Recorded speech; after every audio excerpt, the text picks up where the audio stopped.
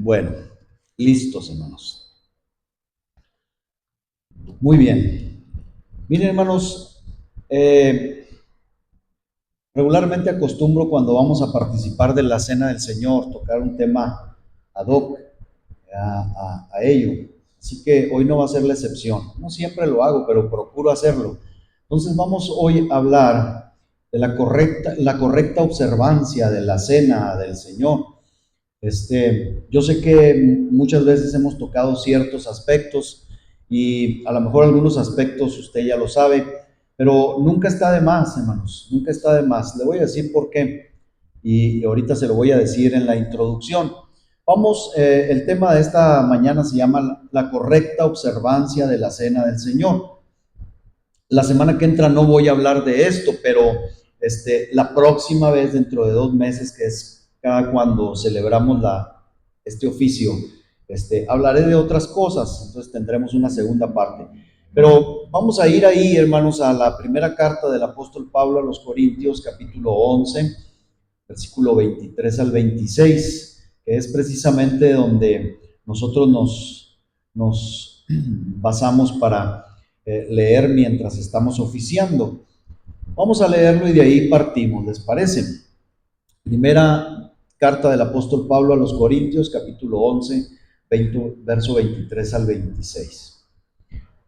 Dice la palabra del Señor, dice, porque yo recibí, dice Pablo, del Señor lo que también os he enseñado. El Señor Jesús, la noche que fue entregado, tomó pan y habiendo dado gracias, lo partió y dijo, tomad, comed, esto es mi cuerpo que por vosotros es partido. Haced esto en memoria de mí. Asimismo, tomó también la copa después de haber cenado, diciendo, esta copa es el nuevo pacto en mi sangre. Haced esto todas las veces que la bebiereis en memoria de mí. Así pues, todas las veces que comiereis este pan y bebiereis esta copa, la muerte del Señor anunciáis hasta que Él venga. Muy bien. Ustedes saben, hermanos, que inclusive lo he predicado, que nosotros no debemos tener ningún respeto o más bien ninguna atención, deferencia o cuidado acerca de las doctrinas y de las enseñanzas humanas de los hombres en cuanto a nuestra profesión, ¿verdad? Cristiana. Cualquier cosa inventada por iglesias, concilios, denominaciones religiosas, no nos importan en lo absoluto, inventadas por los hombres.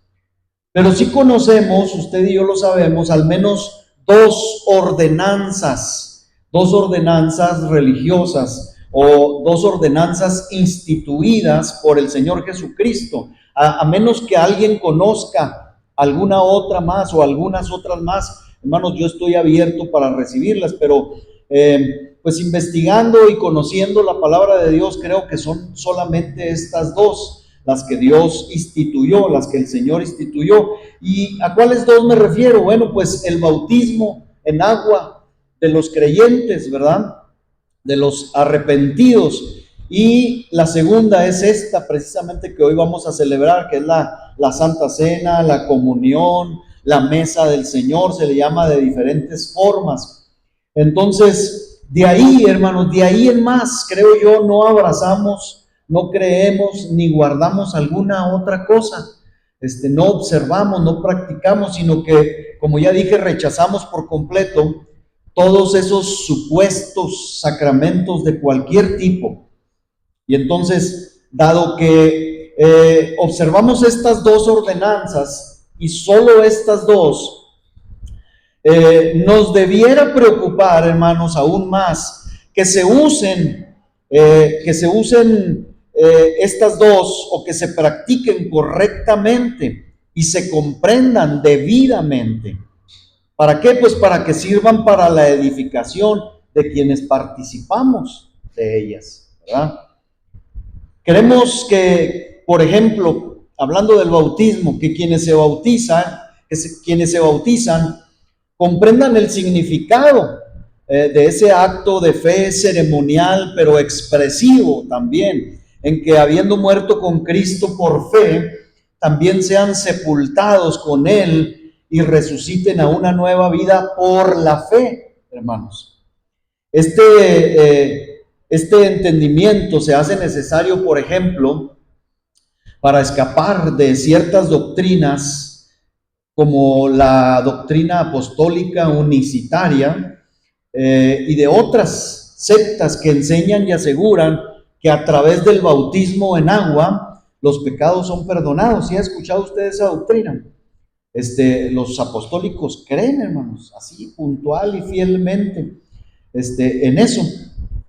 Entonces, nosotros debemos conocer con exactitud las doctrinas y estas dos instituciones con la doctrina correcta para no caer en estos errores. Y por eso mencioné yo, hermanos, para mí en lo particular, y ahorita voy a hablar un poquito de esto, para mí en particular, la Iglesia Apostólica Unicitaria no es iglesia cristiana.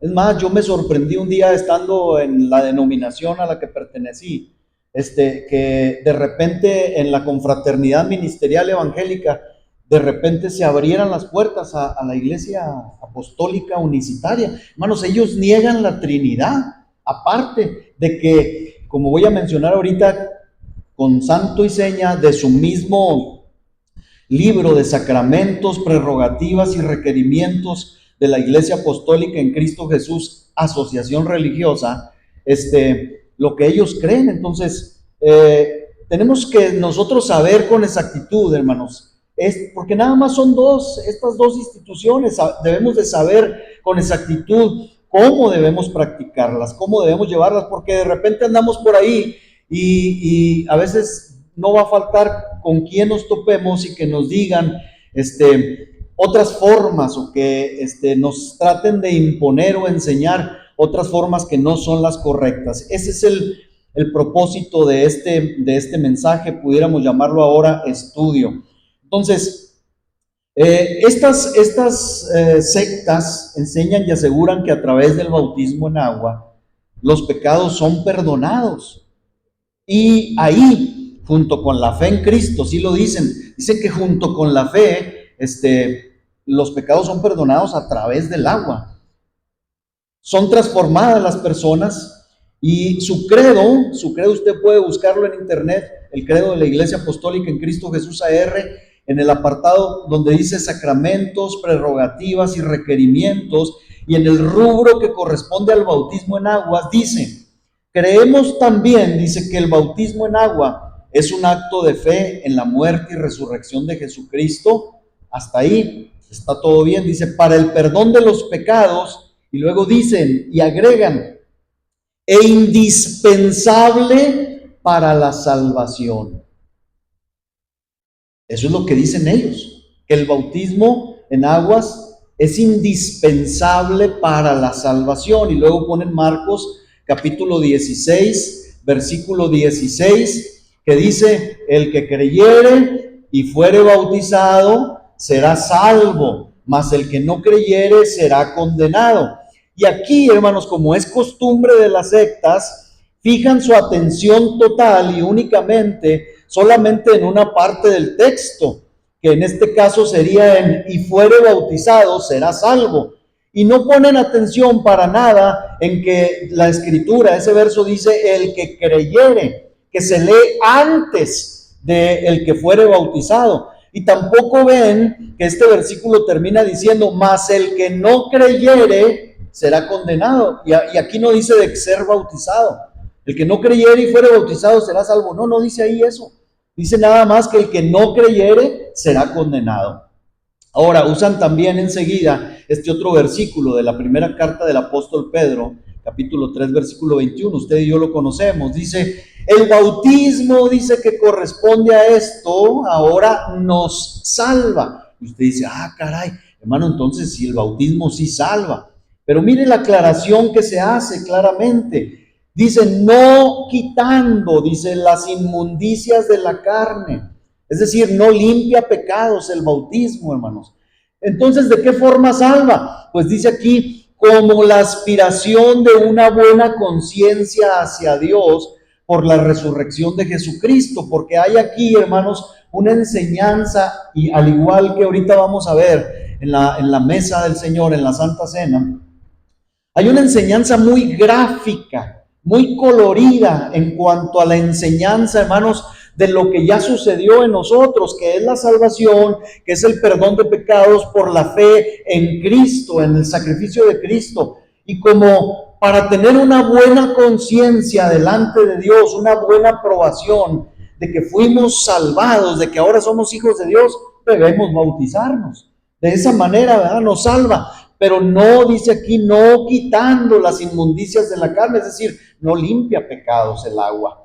Y los apostólicos usan esto, hermano. Por eso, si usted se fija, los apostólicos, hermanos, por años, nosotros en Yoquibo fuimos los únicos cristianos, los únicos, hermanos, oponentes a la Iglesia Católica Romana. Por años nos tuvimos que enfrentar con las monjas muchas veces, hermano, muchas veces. No había curas, pero había monjas. Parece que esas, hermano, parece que las gallinas son más bravas que los gallos. De veras, se lo digo. No, hermano, son tremendas, hermano. No sabe usted en los problemas que nos vimos metidos con ellas. Nos estorbaron el proyecto del cuervo por 2 años, nos detuvieron el proyecto del camino, de la clínica y del templo en el cuervo, hermanos. Ellas fueron las culpables. Pero bueno, el asunto es que por mucho tiempo después las corrieron a ellas, las echaron, hermano, del pueblo, porque andaban metidas en cosas serias. Nos quedamos nosotros por mucho tiempo. Después llegaron, hermanos, los testigos de Jehová, se aventaron ahí algunos añitos, pero después de un tiempo llegaron los apostólicos. Hermano, ¿y qué cree? Pues todos al agua, hermano. Al que agarraban lo echaban al agua, y al agua, y al agua. Así, hermano, de gente que echaron al agua. ¿Por qué? Porque ellos creen, hermanos, que una persona para ser salva necesita meterse al agua. Qué bueno fuera, ¿no, hermano? Qué bueno fuera que el agua limpiara pecados y transformara las vidas, hermano. Yo le aseguro que nos damos mañas y agarramos a 2, 3 rejegos rebeldes y los metemos al agua, pero esto no es así, hermanos. Entonces, aquí se ignora totalmente lo que dice Pedro, la nota aclaratoria que se encuentra ahí entre paréntesis, y que quita cualquier duda acerca de una interpretación que nos lleve a creer que el bautismo en aguas puede remover o limpiar nuestras vidas del pecado. Mire cómo dice la la Biblia de las Américas. Dice, y correspondiendo a esto, el bautismo ahora os salva, dice, no quitando la suciedad de la carne, dice, sino como una petición a Dios de una buena conciencia mediante la resurrección de Jesucristo. Fíjese que claro está esto. La Torre Samad dice, lo que era figura del bautismo de ahora, el cual de una manera semejante os salva a vosotros, no con quitar las manchas de la carne, sino justificando la conciencia para con Dios, por la virtud de la resurrección de Jesucristo. Y la última que le voy a leer, que es Dios habla hoy. Siempre me gustan estas versiones, porque aunque son versiones católicas romanas, bueno, son muy claras, muy claras, dan mucha luz. Dice, Dios habla hoy 2002, dice, aquella agua, dice, era representación del agua del bautismo, que ahora os salva. Dice, un bautismo que no consiste en limpiar el cuerpo, sino en pedirle a Dios una conciencia limpia, y os salva por la resurrección de Jesucristo. Entonces, hermanos, ellos ponen estos versos, pero no sé qué hay. ¿Qué cree usted que haya, hermanos, en ellos para que no alcancen a entender como nosotros entendemos? ¿Hay algo, no cree? Hay algo que no los deja ver la verdad, que aún viendo no vean y aún oyendo no oigan. Esto es tremendo, hermanos. Este es un problema en las sectas. Y hermanos, yo siempre creo que esto va ligado a otro tipo de problemas, a rechazar algunas verdades bíblicas fundamentales que hermanos, nos hunden en la mentira, en la falsedad. Hermano, si ellos niegan, hermano, que el Padre es uno con Cristo y con el Espíritu, y que Cristo es uno con el Padre, hermano, y creen que nosotros somos idólatras, y dicen que somos, que tenemos tres dioses, hermano, algo, no porque lo digan por nosotros, sino porque están negando verdades bíblicas fundamentales. Entonces esas cosas los llevan, hermano, a creer otras peores. Esa es la razón que yo doy.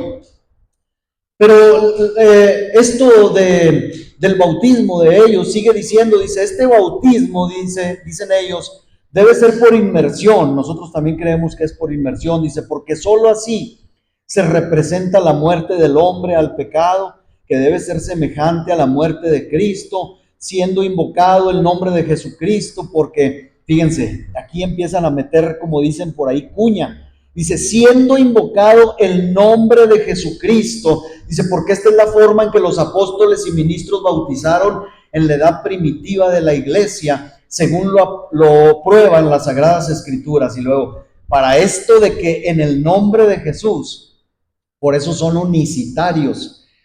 Hechos 2:38 ponen ahí en su libro, dice Pedro les dijo, arrepentíos y bautícese cada uno de vosotros en el nombre de Jesucristo para perdón de los pecados y recibiréis el don del Espíritu Santo. Entonces, por medio de este pasaje, estos apostólicos solo fijan su atención en que para perdón de pecados y para recibir el don del Espíritu Santo hay que bautizarse, número uno. Pero no echan de ver que antes del bautismo también está clara y enfáticamente la palabra arrepentíos. Además, por medio de este pasaje también, hermano, estos afirman la doctrina antitrinitaria. Si usted se fija, escogen esos versículos específicamente para decir que el bautismo tiene que ser solamente en el nombre de Jesús y no en el nombre del Padre, del Hijo y del Espíritu Santo. Ellos niegan eso. Es más, hermanos, si encuentran, quiero decirle que algunas personas, ahorita hablando de Yoquibo, algunas personas que estuvieron con nosotros en la iglesia ya y que vinieron a Chihuahua, no esta que mencioné ahorita y por la que oramos, otros, llegaron aquí, los agarraron los apostólicos y ya estaban bautizados, pues se volvieron a bautizar, porque les dicen que el bautismo que nosotros oficiamos no es válido, no sirve. Si te bautizaron en el nombre del Padre, del Hijo y del Espíritu, tienes que volverte a bautizar, porque la fórmula es en el nombre de Jesús o en el nombre de Cristo Jesús. ¿Cómo ven?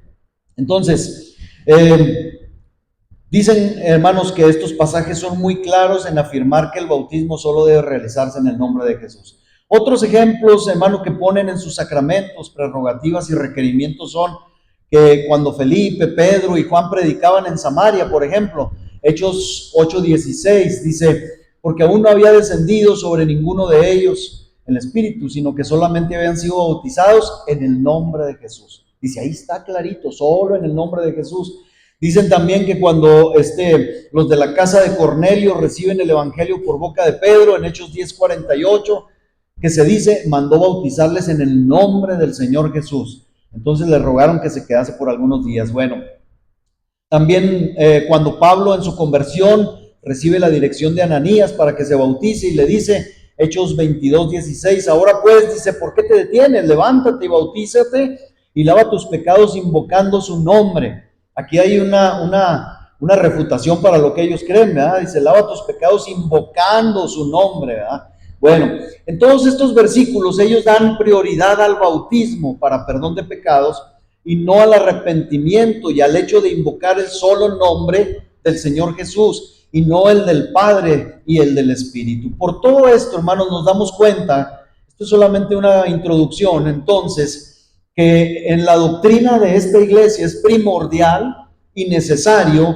para la salvación el bautismo en aguas, por lo que yo considero personalmente que cualquier grupo religioso, esto va para todos, hermanos, los grupos religiosos, que aunque se llamen iglesias, que condicionen, que prediquen o que enseñen otras cosas aparte de la sola fe en Cristo y de su sacrificio para perdón de los pecados, llámese sacramento, llámese ritual u obras, hermanos, no puede ser considerada iglesia de Cristo, sino como secta.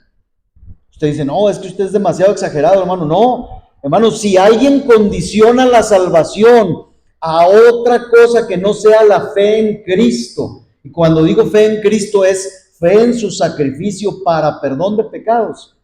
Si alguien dice, como lo dice la Iglesia Católica Romana, que aparte de la fe en Cristo hay que obrar bien para ganar la salvación, hermano, eso no es iglesia de Cristo. No lo es, por más que queramos. Hermanos, fíjense que he estado pensando en a ver si un día hablamos un poquito acerca de apologética. Le voy a decir por qué, porque a veces tenemos la idea de que la Iglesia Católica Romana es la iglesia, si se puede llamar así, más parecida a nosotros. Es más, se nos metió en la cabeza la palabra o la frase de decir, adoramos al mismo Dios. ¿Estamos seguros de eso, hermano? Mire, cuando yo estudié un poco de apologética, había a los mormones, a los testigos de Jehová, ¿a quién más? No recuerdo a quién más, vimos a otro y a los católicos romanos. Hermanos, son los peores. Disculpe usted, son los peores, hermano. Están aberrantemente equivocados, tercamente equivocados. Entonces, hermano, decir que somos, que tenemos el mismo Dios, yo no me aventuraría, hermanos, a decir algo así.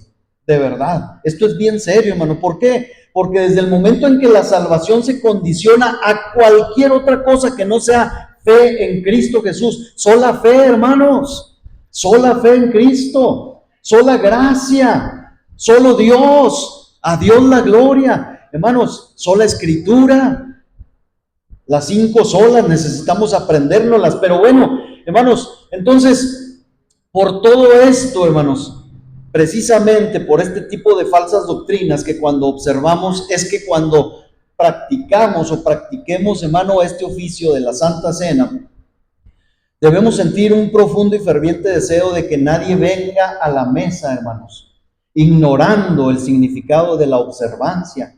Hacerlo lo mejor posible. Y acabo de mencionar una palabra de la cual hoy no voy a hablar, pero sí quiero que se fije que hoy tenemos un caso diferente, hermanos. ¿Por qué? Porque la Biblia habla de venir a la mesa. Y a lo mejor por practicidad, hermanos, nosotros decimos, no, pues la hermana Liz y la hermana Erika sirven y van hasta su lugar y le llevan la copa y le llevan el pan. No, hermanos, vamos a venir a la mesa. Y hermano, ¿y cómo le vamos a hacer después si crecemos? Pues hermano, de alguna forma nos las averiguaremos para hacerlo y para hacerlo lo mejor posible. Porque hermano, la comunión se da ahí, hermanos, reunidos alrededor de la mesa. ¿Sí? Quiero que me entienda un poquito esto. Entonces el formato va a cambiar, hermanos, hoy y yo espero que de aquí en adelante. Pero, ¿por qué? Porque esto tiene un gran significado, por eso también se le llama comunión. La comunión, vamos a participar de la comunión, porque eso es lo que el Señor enseñó también en esta observancia. Entonces, hay que hacerlo lo mejor, de la mejor forma y de la mejor digna forma y no indigna forma.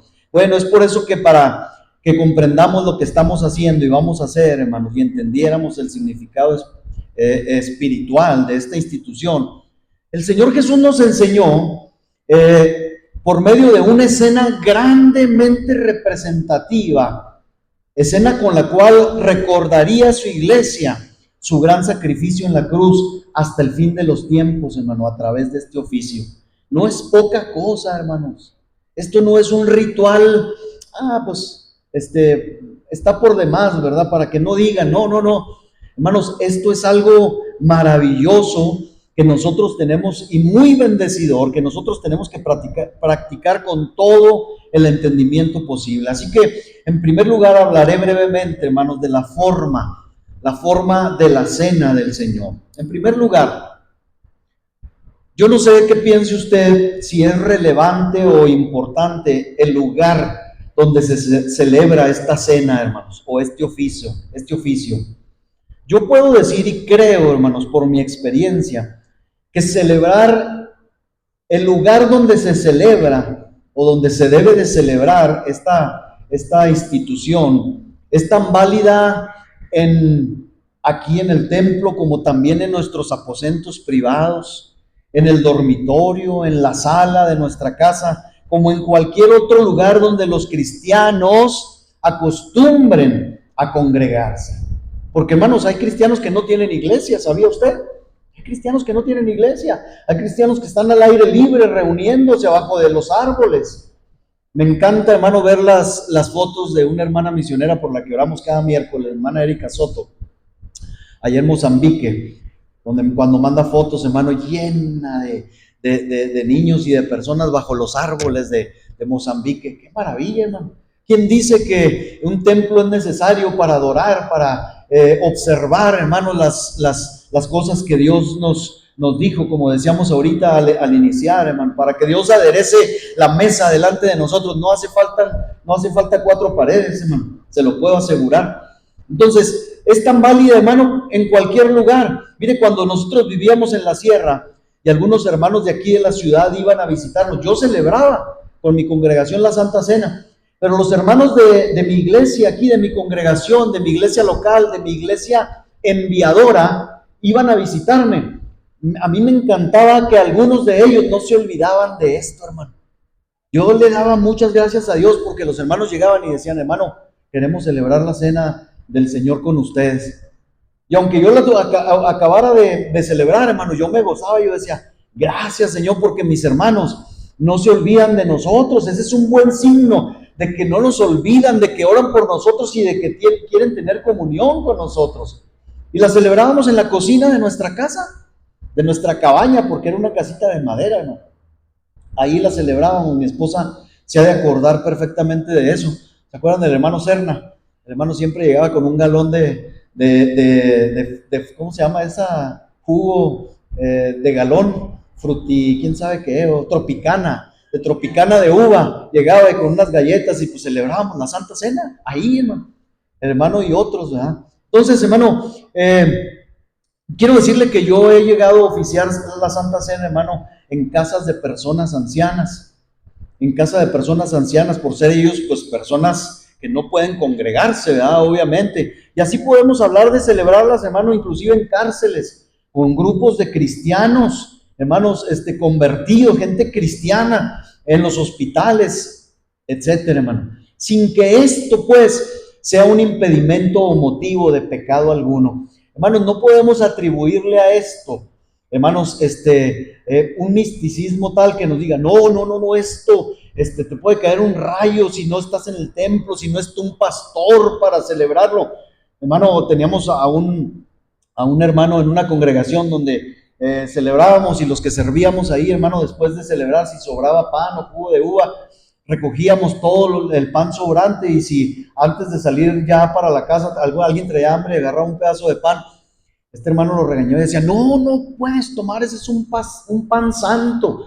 Ahorita vamos a ver que no es así, ¿verdad? No es eso, hermano, no es eso. O sea, el pan no contiene ningún tipo de santidad o efecto mágico en nuestra vida, al igual que hablamos del bautismo, ¿sí? Tiene significados, hermanos, que nosotros debemos aprender, pero no podemos, hermano, decir, pues, en cuanto al lugar, hermano, puede ser en cualquier parte. En cualquier parte podemos celebrar esto. Tampoco, punto número 2, damos tanta importancia, hermanos, como algunos. Estoy diciendo estas cosas porque yo como pastor he escuchado todo tipo, hermanos, de argumentos y de debates alrededor de este oficio. ¿Qué podemos decir, hermanos, de la hora? ¿A qué hora se debe celebrar la Santa Cena? Pues, hermanos, aunque nos asombre, le vuelvo a repetir, existen algunos que se oponen a la comunión a estas horas por la mañana. ¿Por qué? Porque aluden a que las escrituras mencionan que fue una cena, ¿sí? La que obviamente se celebró por la tarde, y dicen que no puede haber una cena antes del desayuno o una cena antes de la comida. Y si bien es cierto que no hay momento más parecido a la primera ocasión en que el maestro celebró la ordenanza con sus discípulos que en la tarde, hermanos, no somos de los que guardamos las horas del día para tener comunión unos con otros, como iglesia, ¿verdad? O con nuestro Señor, a cualquier hora. No es a una sola hora del día, eso es lo que tenemos que entender. Y yo creo que se puede convertir o caer en superstición, ¿sí? Totalmente injustificada por las Sagradas Escrituras. De verdad, hermanos, cuando se nos quiere imponer el oficio de este sacramento solo y únicamente a cierta hora del día. Y otros más, hermano, usted no sabe, pero otros le suman a este hecho de que no debemos comer nada antes de participar de la Santa Cena. ¿Sí? Es decir, que para participar de la cena todos tienen que estar en ayuno. Hermano, esto no es bíblico, no es escritural. Si alguien quiere y dice, bueno, yo me voy a abstener, ¿verdad? Porque quiero dedicarle a Dios más parte de mi tiempo en este día, donde nos dijeron que iba a haber comunión en la mesa del Señor. Bueno, hágalo, pero hermano, esto no es exigible, no es indispensable, no es obligatorio. De hecho, estas cosas vienen de prácticas de otras, como dije ahorita, ya no voy a mencionar, ¿verdad? De otras que se dicen iglesias, ¿verdad? Que tenías que ir en ayuno, ¿verdad? Tienes que ir en ayuno, pero no, hermano, esto pudiera ser una costumbre, pero nunca una imposición u ordenanza divina. No encontramos ninguna autoridad para esto en la única norma que reconocemos, es decir, en la palabra inspirada de Dios. Pero vamos a ver, ya dije dos cosas, hermano, que no debemos hacer o que no son necesarias. Vamos a ver ahora lo que sí debemos hacer. La cena del Señor, hermanos, debe de comenzar, según lo que leímos, con acción de gracias. Por eso a mí sí me gusta anunciar que vamos a tener la cena del Señor, hermano. Porque debemos venir ese día, lejos de decir, híjole, iré o no iré, porque no ando muy bien, me ando pisando medio chueco, ando pisando medio falso, ¿verdad? Ando batallando con ciertas cositas en mi vida y en mi corazón, iré o no iré. Hermanos, en vez de eso, la iglesia tiene que venir cuando se le anuncia este oficio. Debemos de venir con gratitud, agradecidos, hermanos, a que vamos a participar de esto. Debemos comenzar con acción de gracias. ¿Por qué? Porque el maestro mismo evidentemente así inició, hermanos. Dice Lucas 22, 17 al 20, dice, y habiendo tomado la copa, ¿qué hizo el Señor? Dio gracias, dice, y dijo, tomad esto y repartidlo entre vosotros. Versículo 18, porque os digo que no beberé más del fruto de la vida hasta que el reino de Dios venga. 19, y tomó el pan, dice, y dio gracias. Y lo partió y les dio diciendo, esto es mi cuerpo que por vosotros es dado, haced esto en memoria de mí. Verso 20, de igual manera después que hubo cenado, tomó la copa diciendo, esta copa es el nuevo pacto en mi sangre que por vosotros se derrama. Bueno, aquí es necesario, hermanos, que hagamos una profunda reflexión, de verdad. Porque si hay algo que debe estar presente durante toda la celebración, es la gratitud. Es la gratitud. Esta actitud debe estar en activo ejercicio mientras participamos, hermanos. Por eso no es bueno, creo yo, y por eso quise cambiar el formato. A lo mejor, hermanos, nos paramos todos y alguien le lleva la copa allá, y a lo mejor si a alguien le suena el celular, va a ver el celular mientras tiene el pan y la copa. Hermanos, yo no quisiera o más bien quisiera que evitáramos toda distracción y que estemos en un momento de agradecimiento, hermano, de gran agradecimiento. Que demos las gracias más enfáticas que tengamos por el cuerpo sagrado que representa precisamente el pan. Luego que demos también gracias por la copa y por la preciosa sangre de Cristo que en ella se nos representa, ¿verdad? No podemos celebrar correctamente la cena, pues, hermano del Señor, a menos que vengamos a la mesa bendiciendo, alabando, magnificando y adorando a nuestro Salvador, alabándolo incluso por instituir, hermanos, tal fiesta y ordenanza conmemorativa, de verdad, hermanos, para ayudar, porque en una ocasión hablé, usted recordará, esta institución, hermanos, se instituyó, valga la redundancia, con varios fines, pero uno de los principales es que el hombre, aun cuando hemos sido beneficiados grandemente por nuestro Señor, por nuestro benefactor, somos dados a olvidar. Somos ingratos, hermanos. Olvidamos. Hermano, pero yo sé que Cristo, sí, cuando nos preguntan acerca de Cristo, decimos, sí, yo tengo a Cristo, yo le acepté, yo sé que Él murió. Pero hermano, en el transcurso de las horas del día, hablando del tiempo como ahorita, somos dados a olvidar lo que Cristo hizo por nosotros. Por eso el Señor insiste que para ayudar a nuestra frágil memoria, tenemos que hacer esto continuamente por causa de Él y, hermanos, por causa nuestra, en memoria de Él, a ayudar a nuestra memoria. Entonces debemos alabar, hermanos, a nuestro Dios por habernos dado algo tan bendito para recordar, como su propio gran sacrificio por nuestro pecado. Así que, hermanos, anótele, vamos a venir a la mesa con acción de gracias.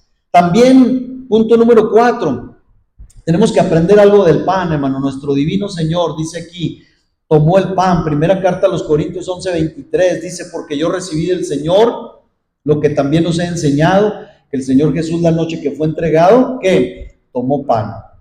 Y aquí voy a extenderme un poquito más, lo más rápidamente posible. Miren, hermanos, pudiéramos decir que sabemos muy poco acerca del tipo de pan que se usó en esta ocasión.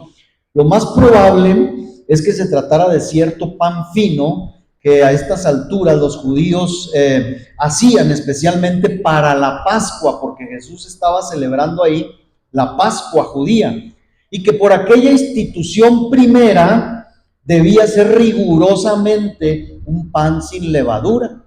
Un pan sin levadura. Mateo 26:17 dice, el primer día de la fiesta de los panes sin levadura, dice, vinieron los discípulos a Jesús diciéndole, ¿dónde quieres que preparemos para que comas la Pascua? Así que, bueno, no había otra clase disponible de pan en toda Judea más que ese pan sin levadura. Sin embargo, hermanos, por boca de nuestro Salvador, quien es ahora el que da la ordenanza para los suyos y para nosotros, no hay una orden clara y específica, y sabe que donde no hay ordenanza, no hay obligación tampoco. Y por lo tanto somos libres de usar el pan que acostumbramos comer, porque igual que el bautismo, el pan no es Cristo, hermano. Representa a Cristo, pero no es Cristo, ¿sí? Entonces, y por lo tanto somos libres, hermano, de usar el pan común. Aquí le voy a decir algo más. Es increíble, aunque usted no lo crea, a lo mejor el hermano Manuel, Luis Carlos han de saber esto. Yo en una ocasión lo comenté en la célula. Algunos, hermanos, discuten hoy en día, y me refiero a líderes y pastores, alegando o argumentando que es pecado participar con una galleta, como nosotros lo hacíamos anteriormente. No quité el pan, hermano, no puse el pan por creer yo esto, sino porque me llamó la atención ahora que estuve estudiando, pues es pan, bueno, vamos a usar pan, ¿verdad? Dicen que cometemos sacrilegio cuando al ofrecer la Santa Cena ofrecemos galletas en vez de pan, porque dicen que es la galleta, es femenina, dicen, y no es el pan. Sí, fíjese, hasta eso. Yo estuve en discusiones con pastores y líderes que decían, no, eso no se debe de hacer, porque es la galleta, es femenina, y es el pan masculino que representa a Cristo. Hermano, para mí, hermano, son nimiedades, esa es la realidad. Son nimiedades, pero bueno, si alguien cree, hermanos, que cometemos, ya traje pan, ya traje pan hoy. Yo no lo hice por eso, hermano. Bueno, lo que sí debo señalar, y aquí viene lo bueno, hermano, en este punto del pan, lo que sí debo señalar es que aunque no tengamos una orden directa del Salvador acerca del tipo de pan, la ordenanza antigua es digna de tomarse en cuenta, hermanos. Y por eso Pablo dice al hablar del pecado en la iglesia y del cual la levadura es símbolo, escuche, la levadura es símbolo de pecado. Dice Pablo a los Corintios en su primera carta, capítulo 5, verso 6, hablando de un pecado que había en la iglesia. Y este pecado, como voy a mencionar en un momento más, era un pecado escandaloso. Pero esto puede ser cualquier pecado, hermano, en la iglesia. Escuchen, pongan mucha atención en esto. Dice Pablo, no es buena vuestra jactancia, le escribe a la iglesia. Y luego les dice, ¿no sabéis que un poco de levadura leuda toda la masa? La iglesia de Corinto, hermanos, se encontraba sumida en las más escandalosas corrupciones que amenazaban su propia existencia si no se eliminaban, si no se limpiaban. Y que para colmo, escuche, no solo no se juzgaban ni eliminaban, sino que algunos se jactaban del cierto caso en cuestión y hacían mofa de él. Como algo de qué mofarse, pues no era nada para mofarse, pero estaban tan envanecidos, tan errados, y entonces para esto el apóstol aplica una máxima que los corintios debían ya saber. Y la máxima, ¿cuál es, hermanos? Ya debían saber, les dice, ¿no sabéis? Dice que un poco de levadura leuda toda la masa. Hermano, esto nosotros también lo debemos saber, o más bien esto nosotros sí debemos de aplicarlo hoy en día, hermano, más siempre, pero más cuando venimos a la mesa. No se trata, hermano, del pan sin levadura, porque el pan será pan y harina por siempre, pero el pecado, hermano, en nosotros sí puede echarnos a perder. La tolerancia, como voy a mencionar aquí, hermano, puede echar a perder toda una congregación. Nosotros no debemos olvidar estas cosas como iglesia, hermano, porque miren, un caso de pecado en la iglesia para hacer uso del ritual de la Pascua judía, Pablo pasa de esto y usa o mete en su reprensión la fiesta judía, la fiesta de la Pascua. Y dice, ¿no sabéis que un poco de levadura leuda toda la masa? Así que primero está el saber aquello que nos debe mover a la acción. ¿Qué es lo que debemos saber, hermanos, y que nos debe mover a la acción? Límpiate. Estás en pecado, estás leudado. Tienes problemas en tu corazón, con algún problema, límpiate, dice el versículo 7. Limpiaos pues. Esta es la levadura de la cual debemos de cuidarnos. Es como cuando Jesús va en el bote con los discípulos y les dice, cuídense de la levadura de los fariseos. Y entonces los apóstoles, los discípulos empiezan a decir, híjole, es que nos está diciendo porque no trajimos pan. No, aclara, ¿verdad? El Señor dice, no es por el pan. ¿Que no se han dado cuenta que yo puedo hacer pan de cualquier cosa? Ya los alimenté varias veces y todavía están pensando en ese pan. Dice el Señor, no, cuídense de los fariseos, de las doctrinas, de las actitudes de los fariseos. Es lo mismo, hermano. Pablo está tomando la misma analogía. Entonces, Pablo urge a la congregación a que se limpien, a que se libren, a que se deshagan de ese pecado. Y ojo aquí, hermanos, se debe entender que no solo se debían deshacer del pecado juzgándolo y señalándolo, sino también, hermano, esto es un caso muy crítico, ¿eh? Pablo estaba ordenando que se deshicieran de esa persona que estaba cometiendo pecado y no se arrepentía. Escucha, esta es la diferencia, porque hermano, todos pecamos. Todos pecamos, ahorita lo voy a aclarar un poco más, pero hermanos, Pablo se está refiriendo a una persona que estaba cometiendo un pecado muy escandaloso y que aparte de todo no se arrepentía. A eso se refería. 1 Corintios 5:2 dice, vosotros, dice, estáis envanecidos. Es decir, Pablo está diciendo, ustedes no le están dando el debido, ¿cómo se dice? La debida atención a este caso. No le están dando la importancia debida.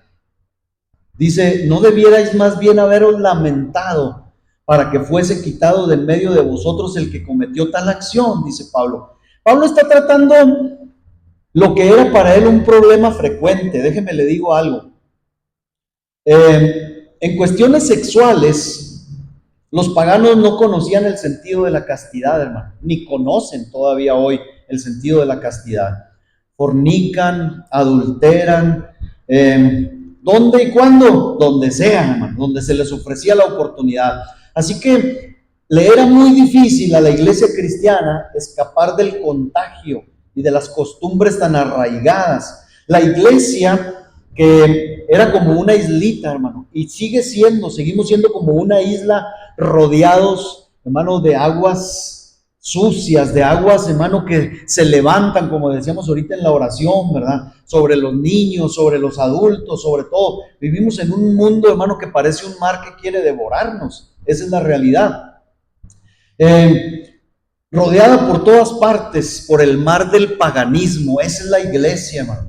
Hacía muy poco que los corintios, hermanos, se habían convertido al cristianismo y era tan difícil desprender las viejas prácticas en las que habían participado, hermano, que estaban inmiscuidos en este tipo de pecados. Y sin embargo, si la iglesia había de mantenerse pura, tenían que decirle adiós definitivamente a las viejas, odiosas y pecaminosas costumbres paganas. Mi pregunta es, ¿no sucede exactamente igual con nosotros hoy, hermano? ¿No venimos nosotros de costumbres corrompidas, odiosas, sucias? Usted dice, no, hermano, yo no era tanto así, no. Todos, hermanos, no hay justo ni aún uno. Desde la coronilla hasta la planta de los pies somos hinchazón y podrida llaga. Así lo dice el profeta. Así lo dice el profeta. Entonces, tenemos que limpiarnos de las levaduras, de las viejas levaduras, hermanos. No venimos igualmente de contextos perversos, torcidos y pecaminosos nosotros. No luchamos todos los días con un mundo, escuchen, no luchamos todos los días con un mundo que normaliza la inmoralidad y el pecado. Esa es nuestra lucha. No hemos llegado al punto de que en la iglesia se ha querido normalizar el pecado y hasta se ha normalizado ya. Serio, hermanos, está serio esto. Bueno, pues déjenme ir otra vez a la observancia antigua. Miren, si usted no sabía, era costumbre, se lo voy a poner así, era un deber sagrado entre los judíos, que antes de la Pascua tenían que revisar sus casas con una diligencia tan tremenda, hermanos, para encontrar rastros o migajas de pan sin levadura. Dicen que aún siendo de día, prendían lámparas y se iban por los rincones, y si encontraban moronas o migajas de pan, hermano, leudado, lo sacaban y lo echaban fuera. Así de riguroso era, hermano, la observancia. Tenían que dejar todo limpio. Pues así dice Pablo, debemos proceder, hermano, con el pecado. Así dice Pablo, debían de proceder con esa persona que no se arrepentía, incestuosa. Ahora, algunos podrían decir, hermano, que esto era un caso extremo de incesto, exagerado o exageradamente pecaminoso. Eso tiene que ver, hermano, con nuestros formas de juzgar. Para Dios el pecado es pecado, y yo sé que sí hay, hermano, pecados a lo mejor escandalosos, pero el pecado, hermano, al cual el Señor nos invita a limpiarnos, la levadura, símbolo del pecado, hermano, es todo pecado. Todo pecado. A lo mejor yo tengo ciertas inclinaciones, ciertas flaquezas, usted tiene otras. Yo tengo que limpiar las mías y usted tiene que limpiar las suyas. Esa es la invitación del apóstol Pablo. Y Pablo, aunque está horrorizado, fíjese, le voy a decir esto, porque hermanos, yo quisiera que como congregación creciéramos de esta forma. Pablo, es cierto, está horrorizado con aquel pecado. Alguien estaba viviendo con su madrastra. Imagínense. ¿Es escandaloso? Sí, es escandaloso. Y Pablo estaba horrorizado con eso, pero aún Pablo estaba más horrorizado con la actitud de la iglesia. Ojo, dé oído por favor a esto, hermano, porque las iglesias que se corrompen comienzan así comienzan. Pablo estaba horrorizado con el pecado, pero estaba más horrorizado con la actitud de la iglesia corintia, porque parecían que habían aceptado tolerantemente la situación cuando debieran haberse mostrado apesadumbrados y haber reaccionado debidamente. Yo no sé si usted sepa, pero la palabra que se usa o que Pablo usa para haberos lamentado es pesadumbre, penteim, y es la que se usa para el duelo que se hace por los difuntos. Pablo dice, ustedes debieran estar llorando como si se les hubiera muerto alguien por causa de esta persona. En vez de estarse jactando y bromeando con estas cosas y tolerando, debieran estar llorando, lamentando como si hubiera un muerto en su familia. Nosotros entendemos esto, hermano. Con la experiencia que tuvimos hace poco, hermanos, cuando un miembro de esta congregación se nos fue, yo se los dije, es un acto muy lamentable, hermano. Yo sé que en todas las congregaciones se da, que hay gente que va, que viene y todo, pero cuando alguien se va, hermano, al menos a mí, como pastor, me duele en el alma, porque no estamos para restar, estamos para sumar. Es triste y debiera ser triste, hermano, para todos nosotros. Entonces, aquí el caso, ¿verdad?, es un caso de pecado, es diferente, ¿verdad? Pero Pablo está diciendo, debieran estar de luto por ese caso.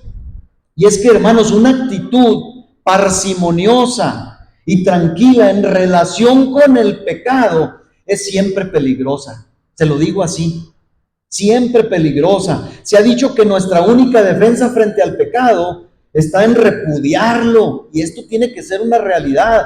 Alguien dijo que debemos ver siempre la belleza infinita de la santidad, pero también debemos de ver la repulsividad infinita del pecado.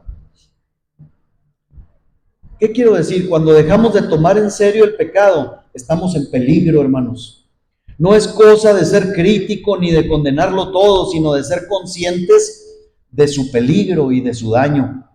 Fue el pecado lo que crucificó a nuestro Señor. Fue para libertarnos del pecado, para lo que Él murió. Ningún cristiano debería reaccionar simplemente con pachorra ante el pecado. Nadie. Así que, hermanos, esto tenía y tiene que ser así, porque si se permitía que esta levadura, es decir, que la persona esta siguiera, ¿sí?, permaneciera entre la congregación, si tal conducta no era expuesta mediante la censura, el señalamiento, el juicio y la expulsión, las compuertas de la impureza se abrirían sobre la iglesia y todo el estado del cristianismo se arruinaría en Corinto, terminando todo leudado o contaminado. Fíjese qué importante es esto. Ahora, Pablo no esperaba, hermanos, que todos, decíamos ahorita, que todos estuvieran sin pecado. Todos los creyentes, hermanos, decimos, tenemos dificultad con el pecado a diario, todos. Pablo más bien estaba refiriéndose a los que pecaban deliberadamente, sin sentir culpa alguna y sin arrepentirse. Este tipo de conducta no puede ser tolerada, hermanos, en la iglesia, porque afecta a los demás. Tenemos una responsabilidad con los otros creyentes. Yo tengo una responsabilidad con ustedes. Ustedes tienen una responsabilidad unos con otros. Esto enseña, hermano, el congregarnos alrededor de la mesa. Somos una familia. Somos la familia de Dios. Hermanos, debemos de ser intolerantes con el pecado cuando atenta contra la salud espiritual de la iglesia. No solo el pastor. Hermanos, las instrucciones de Pablo no deben ser usadas tampoco para solucionar asuntos sin importancia o como venganza. No deben ser estas instrucciones usadas o aplicadas a asuntos individuales entre creyentes. Estos son versículos instructivos para tratar problemas de pecado público en la iglesia, con aquel que manifiesta ser cristiano y peca sin remordimiento. Yo quiero que quede claro esto. Pero para volver a ubicarnos otra vez en el tema, aunque no nos hemos desviado, otra vez, ¿con qué tipo de pan debemos celebrar nosotros, hermanos, este memorial o sacramento? Y que, por cierto, debemos saber que aunque Pablo utiliza la celebración de la Pascua, hermanos, y sus escrupulosos preparativos en cuanto a la levadura, que es símbolo del pecado, ya dijimos, para que no se tolerara el pecado en la iglesia, esto aplica para toda la vida y el quehacer cristiano, y por eso Pablo llama a celebrar la fiesta del cristianismo, de la carrera cristiana, de una manera muy específica. Y aquí viene lo bueno. ¿Con qué tipo de pan vamos a celebrar, hermanos, la comunión, la cena, la mesa? Dice 1 Corintios 5:8. Así que, habiendo dicho todo esto, celebremos la fiesta no con la vieja levadura, ni con la levadura de malicia y de maldad, sino ¿con qué? Con panes sin levadura, de sinceridad y de verdad. Tenemos aquí 3 requerimientos, hermano, ya voy a terminar. Tenemos 3 requerimientos negativos, como 3 positivos. Número 1, negativo, no con la vieja levadura, ya hablamos de esto. Bajo la dispensación cristiana, hermanos, debemos de ser salvados por igual del viejo judaísmo ritualista, del paganismo, decíamos, y de todo tipo de costumbre pecaminosa. Y luego dice la malicia y la maldad. Estas deben ser destruidas, hermanos, pero positivamente debemos celebrar nuestra cristiandad, nuestra carrera, con panes sin levadura, de sinceridad y de verdad. Es decir, permitiendo que la pureza interior y la santidad exterior ocupen el corazón, hermanos. Fíjense, me llamó mucho la atención la palabra sinceridad, que en el griego significa literalmente juzgado a la luz del sol. Eso significa sincero, sinceridad. Yo les he hablado un poquito de esto, creo. La palabra alude a los bazares, hermanos, de Oriente, donde se anunciaban o se ofrecían vasijas de cerámica o de barro. Y los comerciantes sin escrúpulos, aquellas vasijas que fabricaban y que se les rajaban, lo que hacían era embarrarle cera para que el que iba a comprar no se diera cuenta. Era una estafa. Pero los compradores avisados tomaban, hermanos, la vasija que querían comprar y la ponían a la luz del sol. Y si tenía cera, hermano, por ahí se veía la cuarteadura. Pues, hermano, cuando Pablo dice que debemos celebrar, hermanos, la fiesta con sinceridad y de verdad, está diciendo precisamente, hermano, que nosotros debemos venir a la mesa sin temer el examen completo de nuestros motivos, de nuestras intenciones, porque no tenemos nada que esconder. Así que, hermanos, la carrera cristiana en sí es como una fiesta que ha de celebrarse bajo ciertos principios, no de la forma vieja o con los principios impuros que nos motivaron mientras éramos paganos, impíos, ni con la levadura de malicia y la maldad, ni con las personas que son así influenciadas y actúan así, sino con el pan de sinceridad, sin levadura, como hombres y mujeres rectos y piadosos, que tienen sinceridad y tal pureza de afectos y conducta, que incluso la luz de Dios que brilla sobre nosotros no descubra ningún defecto, hermanos. Y la verdad, dice también aquí, en verdad y de verdad. Es decir, que hemos recibido el testimonio de Dios, que somos interiormente, así como exteriormente, lo que profesamos ser. Esto es lo que nos enseña. Este es el tipo de pan con el que hemos de participar. Concluyo, hermanos, aquí, aunque no terminé el mensaje, se va muy rápido el tiempo. Dentro de 2 meses hablaremos un poco más de esto, pero, hermanos, indagar la clase de pan con el que debemos participar en la mesa, hermano, de la comunión, es hablar del pan de la malicia, de la maldad que hay en el corazón y que debe ser cambiado por el pan de sinceridad y de verdad para, hermanos, obtener todo el beneficio y la bendición. Aquí voy a parar, hermanos, porque ya se fue el tiempo y vamos a participar de esto. Hermanos, lo que aprendimos hoy, vengamos o acerquémonos a la mesa con acción de gracias.